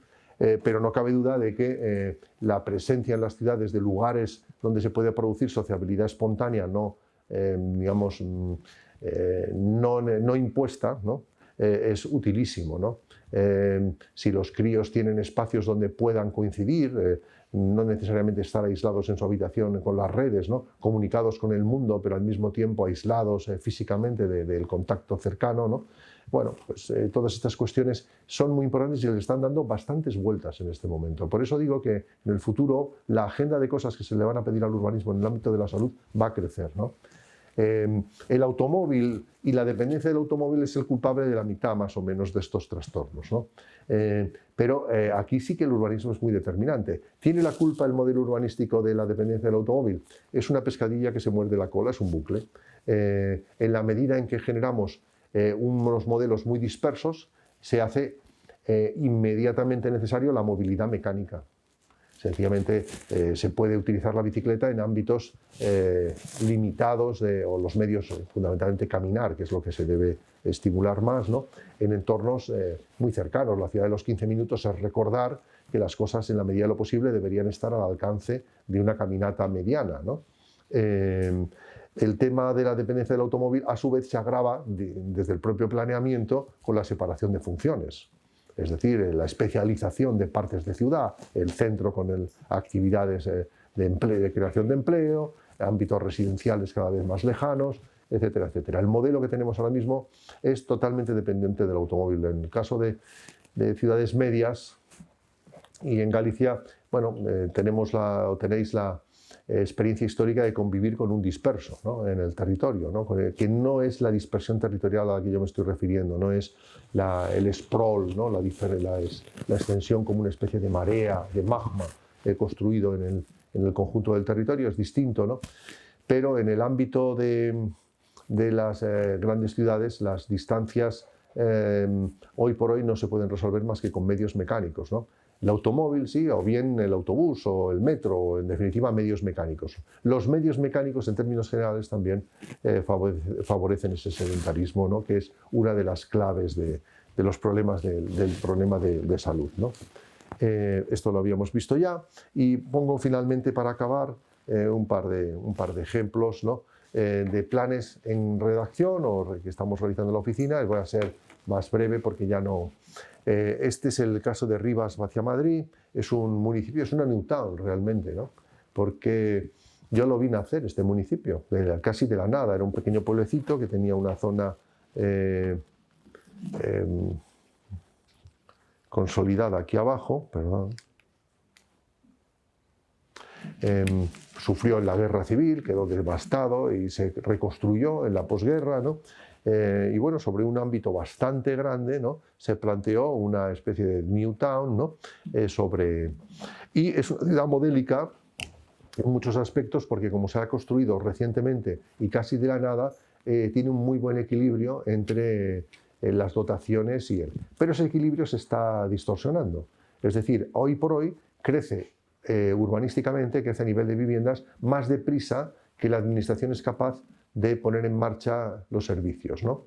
Quiero decir que al final las viviendas se están poniendo en servicio antes que las plazas escolares, ¿no?, con sus profesores correspondientes, con lo cual las nuevas familias que llegan tienen problemas de escolarización de los críos, tienen que seguir en el colegio que donde ya estaban antes de irse a vivir a Rivas, ¿no? En fin, es este tipo de circunstancias que hacen muy compleja, digamos, una vida metropolitana en un entorno como Madrid. Y tiene una inmensa ventaja, y es que, a pesar de que está en el zona sur, que es la paisajísticamente menos dura, menos valiosa, está en el entorno del parque regional del río Jarama, el Parque Sur, ¿no? El río Jarama era un gran parque y un ámbito recreativo, ¿no? Ahí quedó la novela de Ferlosio El Jarama, ¿no?, que yo creo que sigue siendo muy recomendable, ¿no?, donde es un grupo de adolescentes en los años 40, ¿no?, o 50, finales de los 40-50, que pasan un fin de semana en el Jarama, ¿no?, en los baños del Jarama. No hay piscinas, es una España pobre, ¿no?, en Madrid no hay playa, ¿no?, pues van al río, ¿no? Tiene, por tanto, un entorno ambiental interesante, ¿no? Esta es la imagen de este municipio. Claro, podría parecer una imagen de Suecia, ¿no? Domina la vivienda unifamiliar y fundamentalmente de cooperativas de trabajadores, ¿no? Es decir, que hay una presencia de cooperativismo y de vivienda social muy grande, muy grande, ¿no?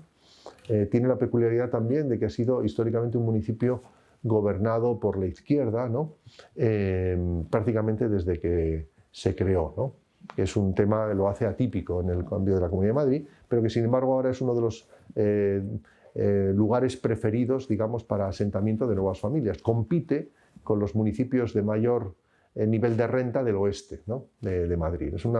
Es un tema muy complejo, ¿no? Con lo cual, los sociólogos especulan en la prensa si esta calidad de vida que da lugar no a una gentrificación, porque aquí no se expulsa a nadie, sino son los nuevos que vienen están dispuestos a pagar más por ir a Rivas, ¿no?, que lo que pagaron los primeros colonos, ¿no? Y la prensa especula si eso dará lugar a un cambio sociológico y a su vez el cambio sociológico un cambio político, etcétera, etcétera. Pero mientras tanto, ¿qué nos preocupa a los urbanistas, ¿no?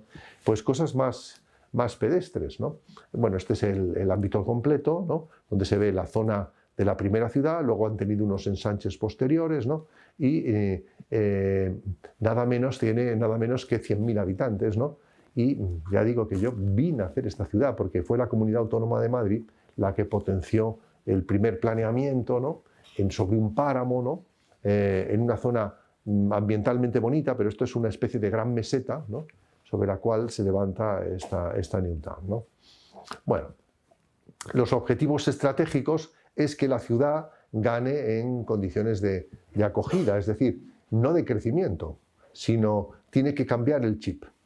No crecer más, ha llegado ya prácticamente a su tope, tiene que convertirse en un lugar y en su cercanía tiene espacios de este estilo, ¿no? Hombre, esto está sacado ahora recientemente que ha llovido, ¿no?, y tenemos Madrid parece Santander, ¿no?, pero lo cierto es que el lugar sí tiene. Muchas de estas lagunas son extracciones de áridos, es decir, son lagunas industriales, producto de los seres humanos, ¿no?, pero que han generado ya un ecosistema de aves, ¿no?, es decir, que tienen ya un papel, no son Doñana, ¿no?, pero tienen un cierto papel ya importante dentro de las migraciones, etcétera, ¿no? Y aquí aparecen, digamos, ¿por qué lo pongo esto? Pues porque antes, en lugar de arrancar con un dibujito de la calificación de suelo, etcétera, aquí, antes que nada, esto fue un sistema de pensamiento, ¿no?, capaz de poderse transmitir a la gente y que pudieran dar lugar a opinar, ¿no? En primer lugar, vertebrar y generar un equilibrio territorial con las infraestructuras verde, y aquí también tenemos azul, porque hay lagunas, hay un sistema hidráulico muy importante con el río Jarama, ¿no? A partir de ahí plantear los objetivos de renaturalización, movilidad sostenible y mejora de las redes públicas, ¿no? que la ciudad ya consolidada mejore. Paradójicamente esta ciudad, digamos que se hace con parámetros muy contemporáneos, ¿no?, de estándares de equipamiento, etcétera, etcétera, ¿no?, y que tiene todo cerca, es decir, se ha hecho ya con la legislación de los planes parciales, que sabemos que están en cualquier comunidad autónoma española, ¿no?, están equilibrados, es decir, hay colegios de sobra y sencillamente el problema aquí se plantea en los tiempos, ¿no? Las viviendas llegan antes y durante mucho tiempo se genera un problema a las familias, es decir, el centro de salud o el centro de especialidades tarda 8 años después del asentamiento residencial del ámbito en estar a pleno rendimiento, ¿no? Y le cuesta mucho a la administración regional esa sintonía de tiempos, ¿no?, con el planeamiento. Van más deprisa los promotores que los propios servicios públicos, ¿no? Pero la paradoja es que, a pesar de ser una ciudad relativamente compacta, aunque sea de baja densidad una parte importante, y tener todos los servicios, ¿no?, a la hora de la verdad es una ciudad donde todo se hace en automóvil. Los niños los llevan al cole en automóvil, resulta que la mayor parte de los niños no van al cole que está al lado de casa, sino que la familia tiene preferencia por otro cole, a lo mejor en el propio Rivas, pero un poco más lejos, ¿no? El cole donde hay niños emigrantes es evitado por los padres españoles y prefieren llevarlo incluso fuera de Rivas, con tal de que no estén los críos en ese cole que, digamos, donde piensan que van a tener peor rendimiento escolar, ¿no?, etcétera, etcétera, ¿no? Estamos planteando subvertir, digamos, el urbanismo actualmente vigente, muy seccionado, ¿no?, y casi diría provocadoramente que casi permitir todo en cualquier sitio. Si no le veo ningún riesgo en Rivas, ¿no? Es decir, si permitimos todo en cualquier sitio de la calle Serrano, tener la seguridad que en 5 años no habrá más que notarios y despachos de abogados, ¿no? No quedará ni siquiera de arquitectos alcanzamos a podernos localizar en Serrano, ¿no? Habrá en la planta baja Armanis y en las plantas altas notarios, ¿no? Por tanto, ahí los usos seguramente sí que tienen que regularse y proteger la vivienda, aunque sea de lujo, que todavía persiste, que haya habitantes, ¿no?, que queden algún colono. En cambio, en este ámbito no hay ningún problema. Si dejamos en el centro histórico de Madrid la liberalización total de los hoteles, desaparecerán los últimos habitantes que queden y se convertirá el ámbito en un desierto todavía mayor, se turistificará. En Rivas hacia Madrid podemos liberalizar los hoteles y no va a pasar nada. Ojalá que haya hoteles, ojalá que hubiera notarios en esos chalés, ¿no? Que esos chalés de pronto se conviertan en un centro de danza, ¿no?, o en una escuela de idiomas. Alabado sea el Señor, o sea, mejor, ¿no? Es decir, y esto cuesta, pero el planteamiento es ver qué ocurre, ¿no?, y corregir después. Ya se verá, iniciemos ese tratamiento de shock, ¿no? El otro tema, se ha producido, como es un sitio que funciona bien, se ha convertido en un sitio deseable para vivir. Es decir, es un sitio, tiene unas instalaciones deportivas grandes, los equipos de baloncesto viví en mis propias carnes, que son muy buenos, ¿no?, y siempre ganaban a mis hijos, ¿no? Es decir, tienen una actividad social, etcétera, muy importante, ¿no? Pero los hijos de la siguiente generación de los cooperativistas ya no pueden vivir allí, porque ya la vivienda se les ha puesto muy cara para los padres. No esperaron a que el Estado les resolviera el problema. Directamente crearon cooperativas que compraron suelos entonces muy baratos y desarrollaron viviendas que eran un VPO, pero que realmente no necesitaban ni ser VPO, es que ellos mismos les ponían el precio, porque ellos mismos eran promotores en gran medida al comienzo. Ahora, en cambio, es necesario, sí o sí, una política de suelo que ponga vivienda de alquiler para los jóvenes de los hogares que se crean en el propio Rivas, ¿no? Es decir, ahora mismo se daría la paradoja de que la segunda generación no puede vivir en el pueblo de sus padres, ¿no?, porque lo hicieron tan bien, ¿no?, que terminó siendo un sitio muy apetecible, ¿no?, y tienen que irse al lugar donde vivían los abuelos, que escaparon en gran medida a Rivas porque el sitio era mucho peor, ¿no? Paradojas. Y también el tema del empleo y el tema de la transformación de lo existente a través de, fundamentalmente, detectar ya físicamente en las condiciones de acciones. Es decir, que se planteó una lista muy grande de sitios donde, con lo cual no es un urbanismo de planos de zoning, sino lleno de fichas, es decir, un proyecto aquí, otro proyecto acá, otro proyecto acá, ¿no? Es decir, bueno, la verdad es que si esto se aprueba, dará empleo a bastantes colegas, ¿no? Porque hay que hacer muchísimas cosas, ¿no? Y que tienen necesariamente que pasar por profesionales, ¿no? Y aquí vemos simplemente cómo se expresa eso en planos un poco más distintos de los típicos de los planes generales, ¿no? Tienen también parte de simbología de los planes territoriales, como hemos hecho mucho, estamos familiarizados un poco con ese estilo de dibujo, ¿no?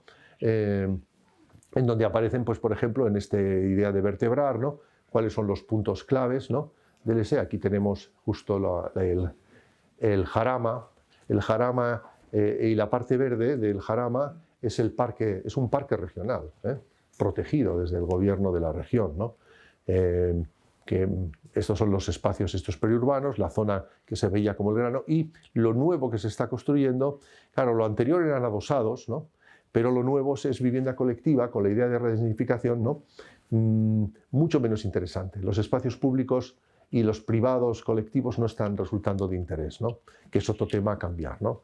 Pero bueno, aquí aparecen los espacios verdes y la biodiversidad, y el plan establece objetivos, como veis aquí, estratégicos desde continuidad espacial del verde urbano o el acceso al patrimonio natural. Es decir, nos preocupa mucho que desde lo urbano y los parques urbanos hubiera una conexión con este sistema de lagunas, ¿no? Y sobre todo esta muy grande que tienen aquí ellos en el sur, ¿no? Que constituyen la parte del parque natural. Es decir, puertas al parque natural, o cómo meterle dedos de la naturaleza dentro del propio ámbito urbano, ¿no? La idea de ciudad consolidada y sostenible, fundamentalmente relocalización de los equipamientos y establecimiento de áreas de preparación de suelo para vivienda social, ¿no? Que debieran ser suelos que el ayuntamiento pusiera en marcha y urbanizara, y pusiera luego a través de concesiones a disposición de promotores que quisieran hacer vivienda de alquiler con precio tasado, ¿no? Ahora esto es obligación por ley, o sea que realmente el 40% ya de todo lo nuevo tiene que ser vivienda social, después de la ley de vivienda ya recientemente aprobada, ¿no? Con lo cual, digamos que ha perdido un poco de fuste la novedad que tenía el plan, ¿no? Porque ya se ha convertido en una obligación, pero en todo caso lo que pensamos es que, al margen de que los promotores tengan que hacer un 40% de cualquier nueva actuación de desarrollo de vivienda social, ¿no? Era importante que el ayuntamiento preparara suelo para tener disponibilidad de suelo para los promotores, digamos, para cortar ahora mismo el nudo gordiano, que es que los suelos ya son tan caros que realmente no permiten como tal hacer la vivienda social, ¿no? Bueno, la reordenación del proyecto, la regeneración urbana y la determinación de las áreas, y creo que aquí se pueden ver, ¿no?, el conjunto de la organización urbana, ¿no?, y da planes o planos de este estilo, ¿no?, que no pretenden ser, digamos, objetos de contemplación, pero sí hojas de ruta, ¿no?, donde a través de, digamos, de un sistema casi como una página web, ¿no?, o un sistema de información geográfica, ¿no?, nos puedan remitir cada uno de los puntos a acciones concretas, ¿no? Esto es un poco lo que se ve bien en estos puntos de gestión de movilidad, ¿no? Todas las acciones de movilidad, los ámbitos de actuación continuos, pero bueno, estos son acciones constantes que se han identificado en cada punto de movilidad. O sea, cada uno de estos puntitos son acciones concretas identificadas. Hay que decir que no todas se nos han ocurrido a nosotros. El ayuntamiento tenía un plan de movilidad sostenible que hemos volcado en el plan, como es normal, ¿no? Pero el hilo conductor que quiero transmitir es que es un plan de acciones. No estamos tan preocupados en lo que ya existe, no nos preocupa la regulación. El nuevo crecimiento no es relevante. Por tanto, las acciones son transformativas y puntuales, son de acupuntura realmente, ¿no? Y bueno, estas acciones, que no he traído las fichas por abreviar, ¿no?, son ámbitos concretos que tienen o van a sufrir transformación, una transformación más radical respecto a la ordenación previamente existente, ¿no? Es un plan, por tanto, de nueva generación en cuanto que tiene poco crecimiento, y en parte es así porque la ciudad quiere recuperar otra vez el desajuste que tiene entre servicios y vivienda. Es decir, voluntariamente la población Es decir, ese fue el debate electoral. Por una vez el debate electoral tenía contenidos, ¿no? Quería una cierta lentificación del crecimiento, que podría ser muy rápido, porque ahora mismo es un sitio muy apetecible, y por tanto podría hacer una mentalidad de negocio del ayuntamiento. Vamos a hacer caja, vamos a hacer licencias, vamos a tener más IBI, ¿no? Hagámonos un municipio rico, vamos a tener 120.000 habitantes, ¿no? Podrían. Pero lo que tienen claro es que lo que no podrían es asegurar que esa gente tuviera colegios, tuvieran centro de salud, incluso llegaran a tener un hospital pequeño, que ya con tantos habitantes les corresponde, ¿no? Etcétera, etcétera, etcétera, ¿no? Y han decidido hacer slow time en el desarrollo y en el crecimiento para poder tener un reacoplamiento entre, como antes hablábamos, reacoplamiento campo-ciudad, pues en este caso es un reacoplamiento entre el crecimiento de viviendas y el desarrollo urbanístico, ¿no? Y yo creo que sí que ya me he pasado mucho del tiempo. Voy a pasar simplemente que hemos tenido la ocasión de volver a hacer el plan de Menorca años después, por eso pone 2003, es el primer plan de Menorca que hicimos y que fue Premio Nacional de Urbanismo, y 2022 volvimos a ganar la licitación de la revisión del plan, ¿no? Hay que decir que sí que se presentó más gente, no es que fuéramos nosotros los únicos, ¿no? Y pues, tuvimos la suerte de ganarlo. Hubiera sido, la verdad es que muy, muy triste no revisar nuestro propio plan, pero es un lujo, claro, porque de pronto te sabes las tripas de lo que se hizo, las hipótesis que tomaste, ¿no? Y claro, es la comprobación. Cuando digo de investigación en urbanismo, me refiero a cosas de este estilo, claro. Ahí tenemos una fuente de información y de datos para corregir, ¿no? Enorme, ¿no? Y bueno, vimos algunas cosas curiosas. Estos planes arrancaron siempre de algo que, en fin, como al fin de cuentas yo no puedo evitar ser sociólogo, me sirve para respetar el trabajo serio y profesional de los sociólogos. No soy como un amateur que considere que los ratos libres puede hacer sociología, así como diletante, ¿no? Es una profesión muy seria como la nuestra, como la de los arquitectos, ¿no? Que exige una especialización y actualización, etcétera, grande, pero de las muchas cosas que aprendí en la carrera de sociología es el hecho de que, además de las encuestas y tal, cuestionarios bien seleccionados sobre grupos pequeños, que es un formato muy variable a través de entrevistas, da una información súper clara si los que detectas, si los que has seleccionado son líderes de opinión. Es decir, la opinión de un colectivo muy grande, es decir, la de Santiago de Compostela, sé que va a ser provocador lo que digo, con 25 personas puedo perfectamente calibrar si, en fin, no sé, si está a favor de la dimisión de Sánchez o no, la ciudad, ¿no? Pero casi con una exactitud. Sí se me permite seleccionar los que... y luego ellos quieren colaborar, ¿no? En el caso de Menorca fueron las fuerzas, los líderes de opinión, que no son solo los decisorios, ¿no?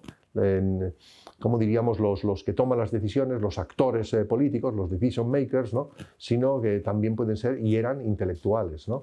Es decir, tienen ateneos, tienen una serie de personas que influyen. La opinión pública la marca un grupo relativamente pequeño de personas, ¿no? La pregunta que les hacíamos es: ¿cree usted que está superado el urbanismo de Menorca?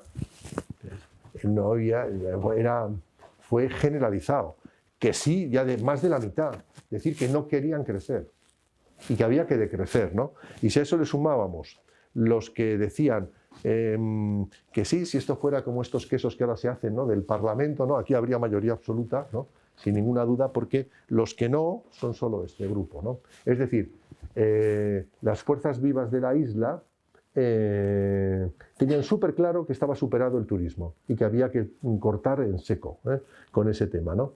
Y por eso ningún partido político osó, cuando se aprobó el plan, a salirse de ese guión, porque era un guión que estaba arraigado en la opinión pública, y nadie es tan tonto, ellos tienen información y encuestas constantes, ¿no? Como para apartarse de ese planteamiento muy sentido en la opinión pública, ¿no?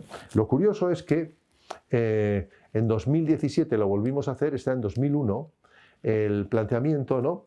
Y ha bajado el número de personas que consideran que está superado, ¿no? Y es que tras el plan vigente consideran que la situación no es dramática ya, ¿no? Y en realidad esto es percepción, porque el plan vigente redujo el potencial, es decir, retiró 70.000 plazas turísticas previstas en el anterior plan, el que nos encontramos, el que revisamos, ¿no? Pero en la práctica no ha reducido el turismo, siguió creciendo, tenía una inercia. A pesar de 70.000 menos potenciales, la inercia de crecimiento todavía se produjo, había todavía un potencial de crecimiento, ¿no? Pero la gente ya no vive la situación como agobiante, ¿eh? Y el número de personas que consideran que no, digamos, es mucho mayor que el de antes, ha crecido un 20%, ¿no? Y la gente matiza más, ¿no? Sigue habiendo un 30% que dicen, no, esta isla está sobrepasada, debe seguir reduciendo, recortando el turismo, pero hay muchos otros que empiezan a matizar, sí en número de hoteles, pero no en cuanto a desestacionalización. Debería haber un turismo más repartido a lo largo del año, no todos en agosto, agobiándonos, ¿no? Etcétera, etcétera, ¿no? Es decir, se ha matizado. Primera cuestión muy interesante, o sea, la opinión pública ha cambiado. Estos son temas legislativos y tal que me voy a ahorrar, ¿no? Y sencillamente comentar lo que ha pasado con la evolución territorial, ¿no? La isla, claro, es muy modélica porque es la última isla del Mediterráneo que conserva paisajes originarios, ¿no? No era la más bella del Mediterráneo, las más bellas son las primeras que cayeron en la turistificación y son las más deterioradas, ¿no? De la misma manera que conservamos las ciudades medievales que no tuvieron éxito. Claro, las que tuvieron éxito se perdió el tejido originario, ¿no? Entonces, en el caso de Menorca, su menor éxito turístico respecto a Ibiza o respecto a Mallorca ha planteado que haya paisajes mucho más intactos, ¿no? Como estos, que son en la Albufera de Sgrau, ¿no? en la zona, en la costa norte, ¿no?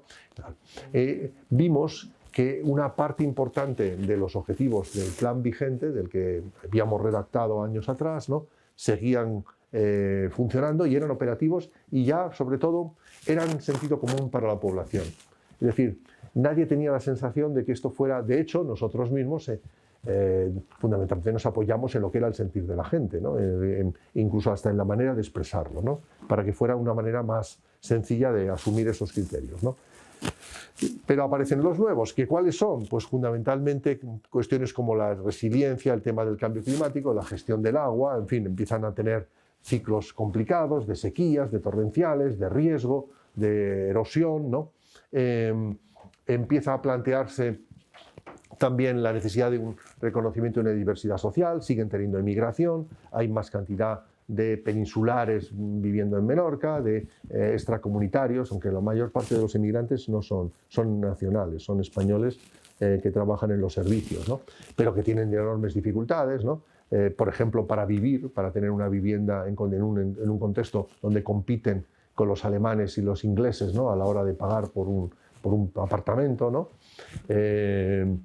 Y sobre todo ocurrió algo que esperábamos cuando hicimos, como en el plan anterior habíamos paralizado completamente, no ocupar, el eslogan era muy fácil y además transmitible a la población de manera inmediata, es no ocupar ni un metro cuadrado más de costa. Y se hizo así, literalmente, ¿no? No permitir ni una sola vivienda en suelo rústico.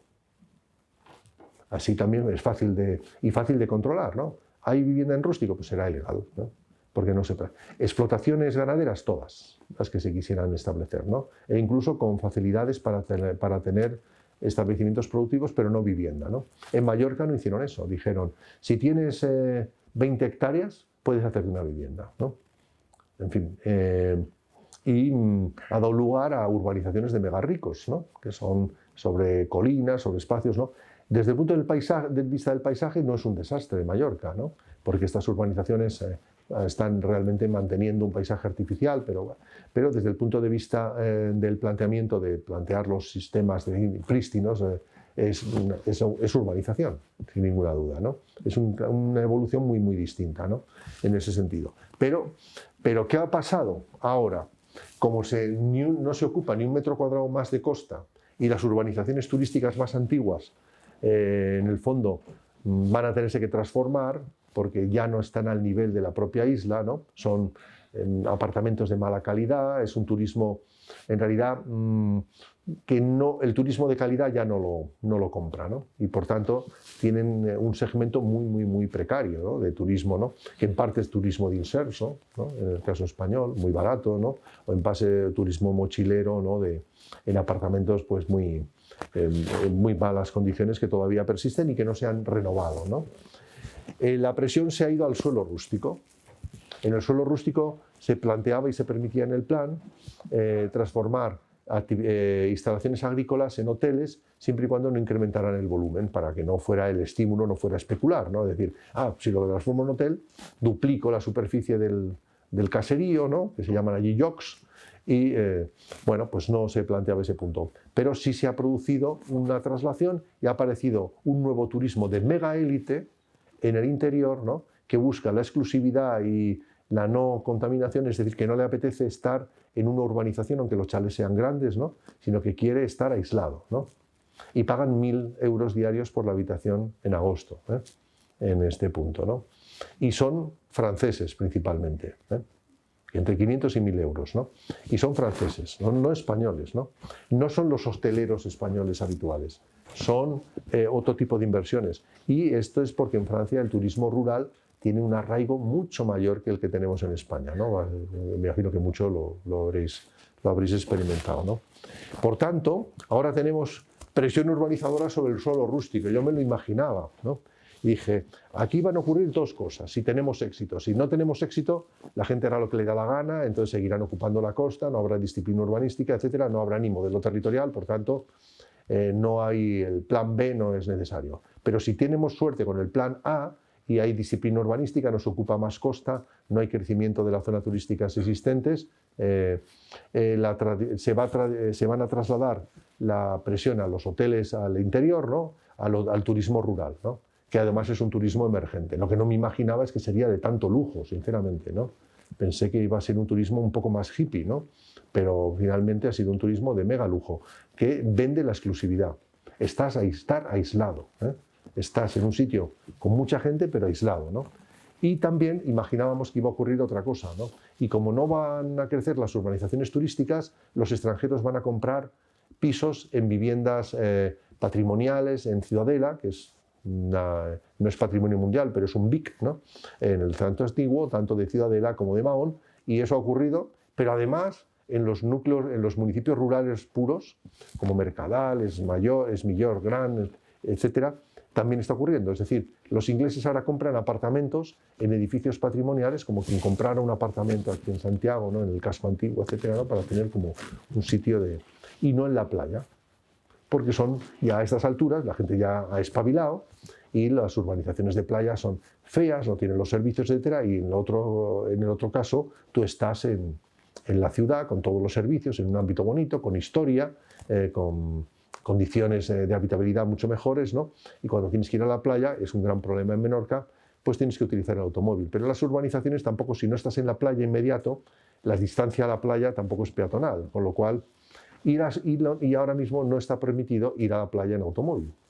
Con lo cual, si vais a Menorca, recordad este consejo, ¿no?, de no en agosto si es posible, ¿no?, mejor en mayo, mejor en abril, en mayo, en octubre, ¿no?, porque a las 6:30, 7 de la mañana ya hay un letrero en la salida de Ciudadela que dice: el aparcamiento de la playa de Macarela está ya lleno, ¿no? Esto es como la temporada de esquí en Madrid, ¿no? A las 6 de la mañana ya ponen letreros diciendo el aparcamiento de la estación de esquí de Valdesquí en la Sierra de Madrid ya está lleno, ¿no? La gente ha ido a dormir allí, ¿no?, para poder tener plaza de aparcamiento. Por tanto, cambian cosas. Eso es lo que yo planteo como una idea estratégica, ¿no? Es decir, al tener el éxito lleva a nuevos problemas. En este caso concreto, también el problema de, otra vez Menorca, hay presión en los pueblos. Antes en los pueblos podían vivir los hijos del pueblo sin ningún problema porque los precios eran muy baratos. Ningún turista quería tener una casita en Mercadal, le parecía una cutrez, ¿no? Ahí no se podía llevar a los amigos de Barcelona o de Madrid, ¿no? En cambio, ahora mola, perdón, ¿no? Es una cosa que cool, ¿no? Es tener una una casa rural y cuanto más rural mejor, ¿no? Pues si tiene gallinas y un corral, pues todavía mejor. Es decir, la idea de una cosa, ahí sí que es una idea más hippie en los que están en el interior de esos ámbitos, ¿no? Pero a su vez están convirtiendo también en caros, tal cual necesitas hacer política de suelo sí o sí. La única manera de compensar estas tendencias sin interferir negativamente sobre ellas, porque podría plantearse, bueno, es que no veo la manera de prohibir que los extranjeros, sobre todo comunitarios, puedan adquirir libremente inmuebles en Menorca. Es que y además esto funciona por modas. Es decir, los alemanes pueden ir a tal municipio, los franceses se han hecho con el control del turismo rural, ¿no? Los ingleses siguen muy apegados a Mahón y Ciudadela, ¿no? Porque al fin de cuentas fueron colonia suya, ¿no? En el siglo XVIII. En fin, bueno, es decir, que van cambiando ese punto, ¿no? Y luego la otra cosa curiosa de este plan es que es un plan que tiene también la fase esta de acupuntura, es decir, aunque es un plan territorial de toda una isla, tiene constantemente, detecta lugares donde hay que hacer actuaciones que llamamos de reconversión territorial, que es fundamentalmente tirar a ámbitos turísticos deplorables, ¿no? Y darles la facilidad de que se puedan reconstruir hacia el interior, no hacia la costa, hacia el interior en mejores condiciones, ¿no? Y la síntesis de las propuestas, de nuevo, son unas cuantas acciones, no tantas, ¿no? El modelo energético, fundamentalmente, aquí se planteaba reducir consumo, porque la isla aquí, vamos, esta isla no admite aerogeneradores por aquí y por allá, ¿no? Se ven desde todas partes. Cualquiera que se instale es un drama, y lo mismo con solares, ¿no? Aquí es clave, fundamentalmente, utilizarlo en edificios y, sobre todo, el tema de reducción de consumos, ¿no? El tema de los riesgos, que no era importante antes, y los de erosión y el desbordamiento son grandes, no. El tema de subida del nivel del mar también afectará, pero no va a afectar a las poblaciones, porque la gente era muy lista cuando se coloniza la isla y, por supuesto, que no colocaron sus ciudades en la costa, ¿no? Salvo los dos puertos que son puertos de abrigo, que por tanto no tienen playas, que son Mahón y Ciudadela, ¿no? Son puertos, por eso son colonia británica, porque son puertos de abrigo que en la época de los barcos de vela, ¿no? Eran clave, ¿no? Ya con los de vapor, pues con Malta se apañaban ya los ingleses, ¿no? Y soltaron Menorca, ¿no? Pero pasó de ser francesa a ser inglesa y volvió a la corona española ya al final del 18, ¿no? Y el tema de la subida del nivel del mar no es un elemento tan relevante, porque los municipios están en el interior.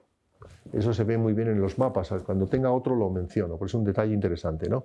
El tema de la vivienda, inevitablemente o se hacen reservas de suelo público o no va a haber vivienda para los habitantes nacidos en la isla, ¿no? La generación de nativos insulares, ¿no? Y luego que en los ámbitos turísticos, como puede verse, aquí se ve muy bien esa realidad, aunque sea desde lejos, ¿no?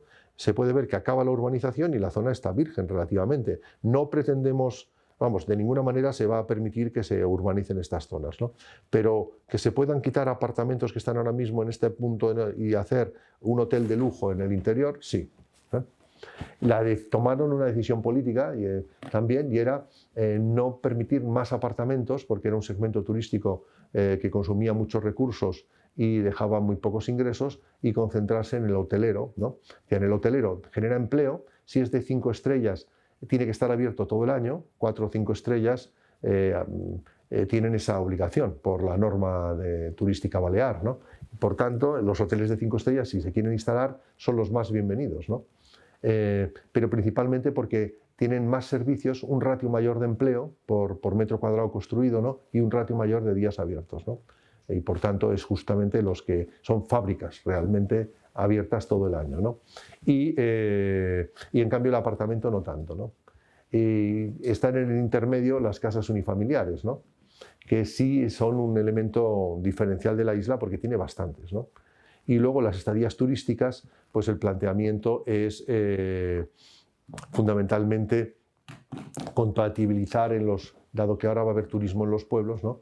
Con la preservación del medio natural. Y bueno, ya acabo, porque el resto son las propuestas de ordenación territorial, tanto en relación con el medio natural y las costas, ¿no? Estas son imágenes de las playas vírgenes. Vamos a ver solamente el tipo de planos, ¿no? Que se plantean, ¿no? Y me sirve para señalar Ciudadela y Mahón, son puertos refugio naturales con una organización, digamos, bastante elevada. No es, aunque suba el nivel del mar, no tendrá efecto sobre la población, pero en el resto, los municipios, esto que se ve aquí, son todos núcleos turísticos. La población está en este eje. Toda. La población nativa, digamos, ¿no? Y la otra es población turística, ¿no? Es decir, es una radical... ¿no? ¿Y por qué era así? Pues porque los nativos ya sabían que no se puede sobrevivir aquí. Y de hecho, bueno, tengo más de un amigo que ya ha tenido que vender la casa, pues porque con las tormentas actuales tener que pintar y rehacer el jardín cada año, pues es duro, ¿no? Es decir, la costa es dura.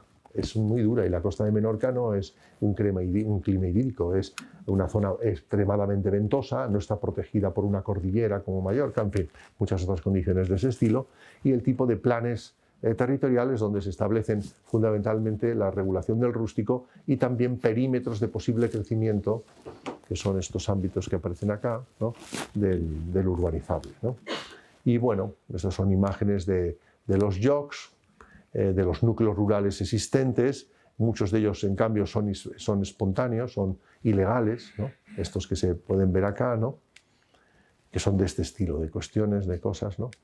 Voy a poner solo las fotos, ¿no? Y los riesgos, ¿no? Que nos plantean.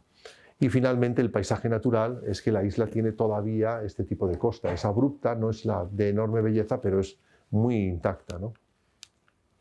Y finalmente el tema de los paisajes y el tratamiento específico de la mejora de la implantación, ahora mismo con impacto bastante gordo, de instalaciones industriales, etcétera, ¿no? Como pueden verse en estas imágenes, de tratamiento del paisaje a pequeñas escalas, ¿no? Muy bien, pues con esta imagen concluyo. Siento haberme extendido tanto, pero espero que haya merecido la pena, ¿no? Si la hora todavía lo permite, no lo sé si nos admiten aquí todavía o ya nos echan, ¿no?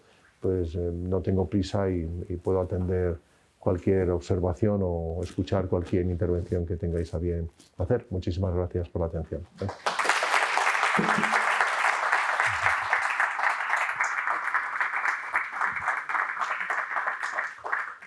Ante todo, muchas gracias por la exposición.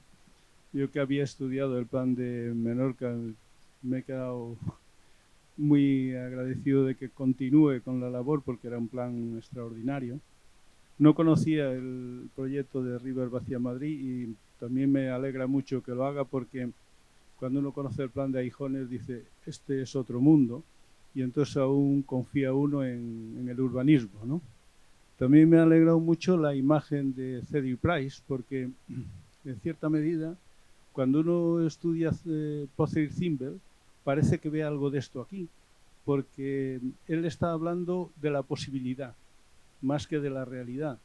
Y estudiando aquella posibilidad de aquel territorio, de aquella actuación, de aquellos desastres que quedaron y que lo transformen en algo tan potente y tan atractivo, bueno, que no se pudo llevar a la práctica, evidentemente, pero en cierta medida, en estas propuestas que nos ha hecho, uno casi intuye que Pocock-Zimbel está ahí, que es el hablar de la posibilidad, pero de la posibilidad desde la acción. Es decir, vamos a proyectar posibilidades, pero posibilidades, valga la redundancia, posibles. Y en esa medida, bueno, le agradezco que nos lo haya recordado, sobre todo porque todavía cree uno en el estímulo del aprendizaje, ¿no? Y bueno, pues darle las gracias por la bonita conferencia y muchas gracias porque nos ha abierto un poco la confianza. Muchas gracias.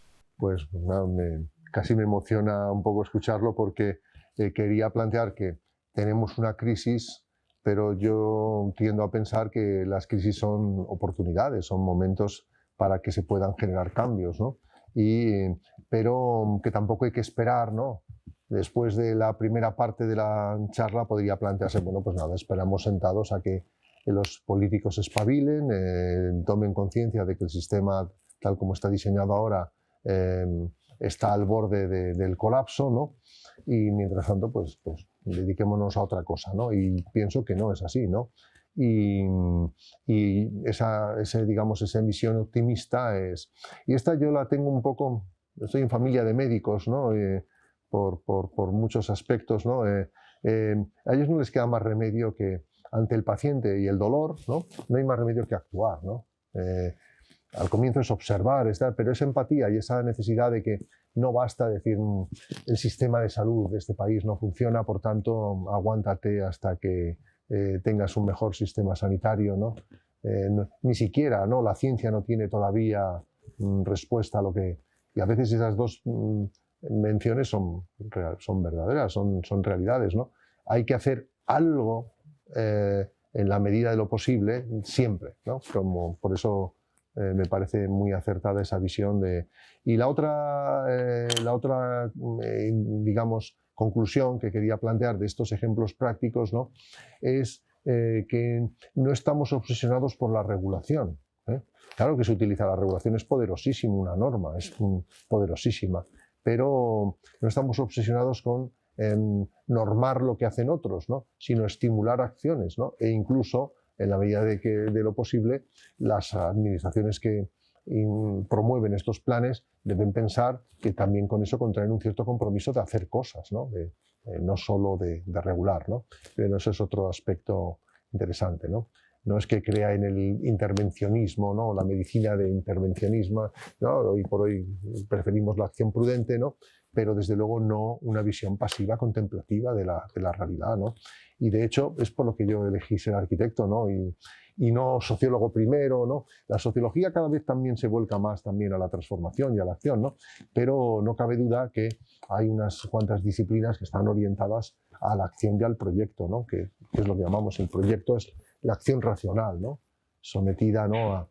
a la imaginación creativa, pero al mismo tiempo al control de lo racional, ¿no? Bueno, en ese sentido comparto totalmente lo que has dicho. Muchas gracias, ¿eh?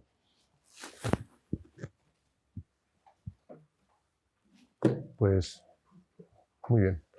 Agradezco yo también la atención de todos y hasta muy pronto.